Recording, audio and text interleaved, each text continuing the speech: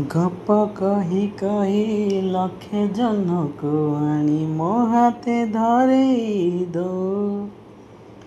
କାହାର ନଜର ଲାଗିବା ଆଗରୁ ତୁ ମୋତେ ଘୋଡ଼େଇ ଦଉ।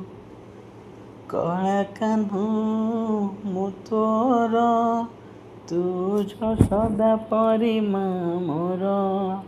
ତୋ ଗର୍ଭରୁ କାଢ଼ି ମୋତେ ଆଣି ଦେଖେଇଲୁ ରେ ସଂସାର।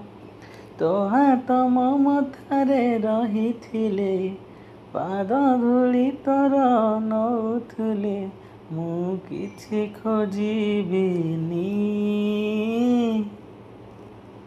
ମା ତୋ ବିନା ମୁଁ ରହିପାରିବିନି।